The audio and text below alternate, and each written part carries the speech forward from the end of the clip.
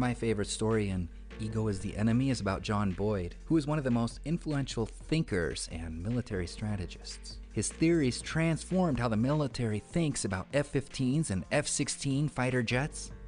But the average person has never known about him. I never heard about him. He was known as 42nd Boyd because he could defeat any opponent in less than 40 seconds. But again, who is he?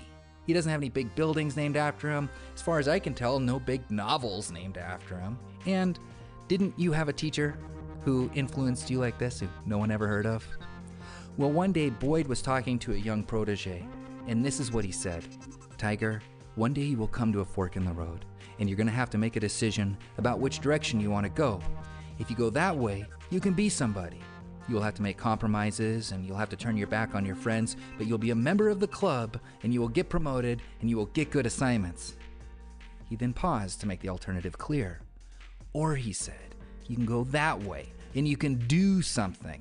Something for your country, and for your Air Force, and for yourself. And if you decide you want to do something, you may not get promoted. You may not get the good assignments, and you certainly will not be a favorite of your superiors.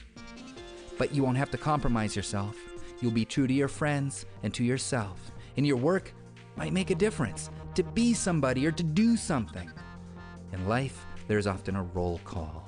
That's when you will have to make a decision, to be or to do. Which way will you go?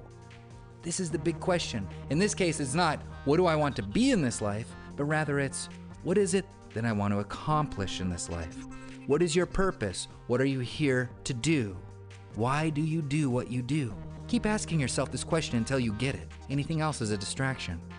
And once you know your purpose, get a teacher, become a student. Even that guitarist from Metallica has a teacher. Michael Jordan has a coach. You need one too, so get one now. As a student, if you're not still learning, you're already dying. Being a student is a position you must assume for life, no matter who you are. And as you meet these people along your travels, make a little file and jot notes on the back of note cards, the phone numbers and little details of the people who can help you in the future and who you can help. Make the strivers your friends, not the proud and accomplished. Don't talk. Don't talk about what you're doing. Talking is a waste of time. There's nothing in it for you. That's talk, talk, talk. It takes more strength to be quiet than it does to talk. Direct that energy into doing. That is the energy you need. Don't let it spill out of your face. You're gonna need that for work. Your work runs off that fuel. Work. Work is what it really comes down to. Holiday writes that work is finding yourself alone at the track when the weather kept everyone else indoors.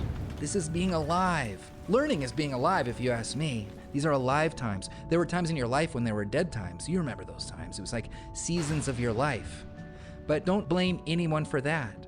Or now when things aren't going your way, because John Wooden says the second that you start to blame is the second you start to lose.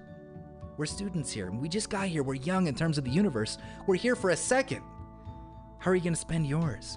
It takes a special humility to know that you know less and less even as you grasp more and more. Socrates knew this, and that's why he said, he knew next to nothing. For 49ers coach Bill Walsh, it was about what should be done, when and how. Practices and rehearsals were scheduled down to the minute. He said if the players take care of the details, then the score takes care of itself, and the winning would happen. So keep your identity small. The way to do big things is to do deceptively small things. Keep a clean work area. Put time into this. Yeah, the wood chips will fall, which is good, but clean when you're done. It's this thinking to be meticulous about when you show up. Set a timer. I work from this time to this time. This is where I'm at for these 30 minutes. I'm sitting here at this desk. Make it about the work and the principles behind it, not about a glorious vision that makes a glorious headline. We must shun the false crown and focus on the work that got us here. And I also love this quote. He says, think about all the people in history who are not rewarded for their work. Should they not have done it? It's far better when doing good work is sufficient. The less attached we are to outcomes, the better. When fulfilling our own standards fills us with pride and self-respect. When the effort, not the results, good or bad, is enough. And he's right. Maybe no one will ever notice what you've done. Maybe no one will show up to your show. And maybe if they do, no one will clap. Maybe you won't make any money. Maybe no one will ever see your work. Maybe no one will ever go to your website, but we have to be able to push through. We can't let that be what motivates us. So how do you carry on then? How do you pick up that guitar? How do you write that story or movie or book when nobody's going to watch it?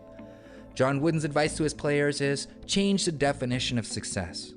Success is peace of mind, which is a direct result of self-satisfaction in knowing you made the effort to do your best, to become the best that you're capable of becoming.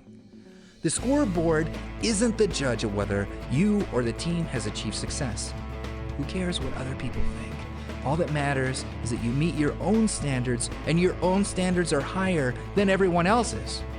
Do your work, do it well, then let go and let God, Ryan says. Recognition and rewards, those are just extra. Rejection, that's on them, not on us. Doing the work is enough. That's being alive. Make these alive times in your life.